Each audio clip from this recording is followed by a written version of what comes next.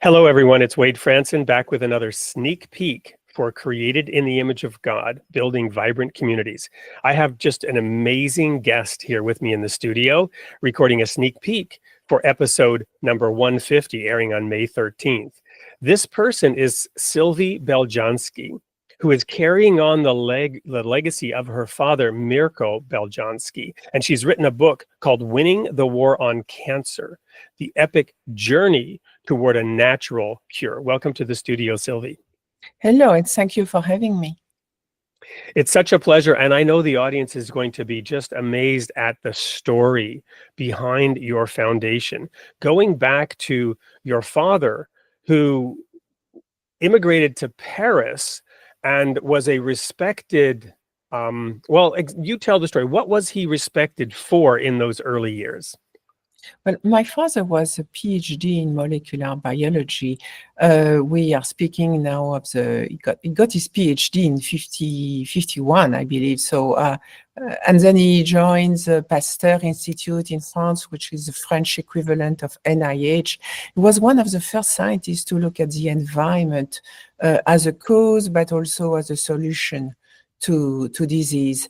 And that put him at the forefront of cancer research and a natural approach to cancer research, which was something unheard of at the time. And he published 133 peer-reviewed papers. He was very charismatic. He was very much appreciated by his peers, and he worked with a number of doctors who had extremely good results with this approach.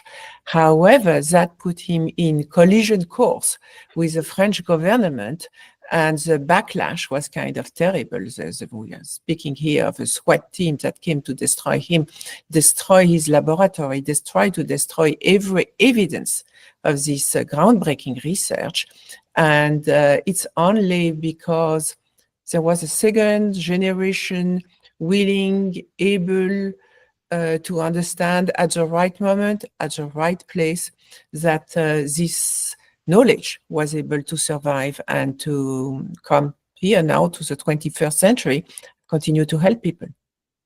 Is it safe to say that part of the reason he was attacked was that he dared to take his theoretical research and apply it in practical terms to actually help individuals? So much so that the president at the time, François Mitterrand, a very famous leader in Europe, received assistance from him that actually helped him, but the medical establishment, of course, couldn't have this alternative approach gaining the light of day and being successful as an alternative to what we here in the US can call the medical industrial complex.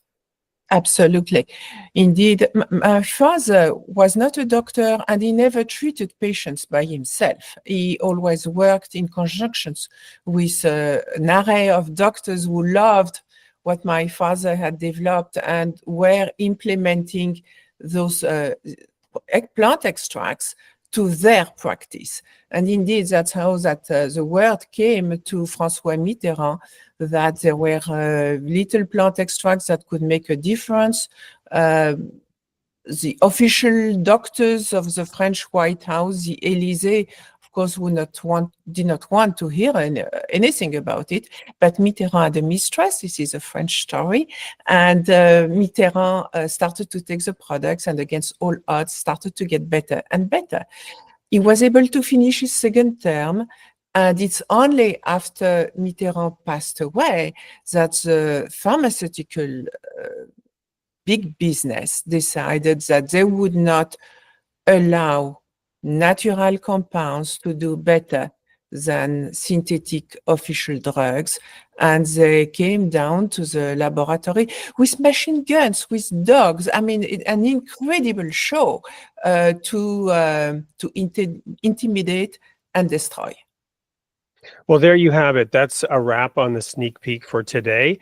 We're not going down some rabbit hole conspiracy here. This is public knowledge. We're going back into history to unpack it and explore how that happened, what Sylvie is doing today, how her foundation is doing an amazing work in education and changing practices. And we'll also see the applications for today and what we should be learning from this. So you're not going to want to miss Created in the Image of God, episode 150, on May 13th, 8 p.m. We'll see you there.